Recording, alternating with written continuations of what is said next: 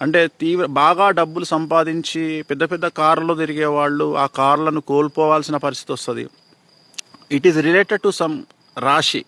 అంటే ఎవరికి పడితే వాళ్ళకి జరుగుతుంది, అందరికీ జరగదు. ఉదాహరణ, ఒక తులారాశి, ఒక మీన రాశి, ఒక మేష రాశి, ఒక కర్కాటక రాశి, ఒక సింహరాశి, ఒక తులారాశి.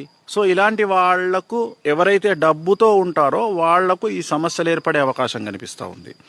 సో వాళ్ళు జాగ్రత్తగా ఉండాల్సినటువంటి అవసరం ఉంటుంది. అలాగే ఈ సంవత్సరం ముఖ్యంగా కేతువు కమాండ్ చేస్తూ ఉన్నాడు కాబట్టి, రాజు కాదు, కేతువు కమాండ్ చేస్తూ ఉన్నాడు కాబట్టి లోయ ప్రాంతాలలో సమస్యలు అధికంగా ఉండే అవకాశం ఉంది. ఫస్ట్ గుర్తుంచుకోండి, ఎక్కడ లోయలు కానీ ఎత్తైన ప్రదేశాలు కానీ ఈ రెండు ఒక దగ్గర ఉంటాయి జనరల్గా. ఉదాహరణ కాశ్మీర్ తీసుకున్నా, లేదా సుందరమైనటువంటి ప్రదేశాలు తీసుకున్నా, అటు స్విట్జర్లాండ్ కానీ, సో మీరు పెద్ద పెద్ద ప్రదేశాలు భారతదేశంలో అయితే కాశ్మీర్ తీసుకున్నా, సో ఎక్కడైతే లోయలు ఉంటాయో, ఎక్కడైతే నదీ పరివాహక ప్రాంతాలు ఉంటాయో ఆ ప్రాంతాలలో, లేదా పెద్ద పెద్ద కొండ ప్రదేశాల్లో కానీ ఈ సంవత్సరం టూరిస్టులకు సంబంధించినటువంటి పెను సంచలనాలు ఉండడము, అనుకోకుండా కొన్ని సమస్యలు రావడము, లేదా అక్కడ తీవ్రవాద చర్యలు ఉండడము, దానివల్ల చాలామంది జన నష్టం, ఆస్తి నష్టం ఉండేటువంటి అవకాశాలు కనిపిస్తూ ఉన్నాయి.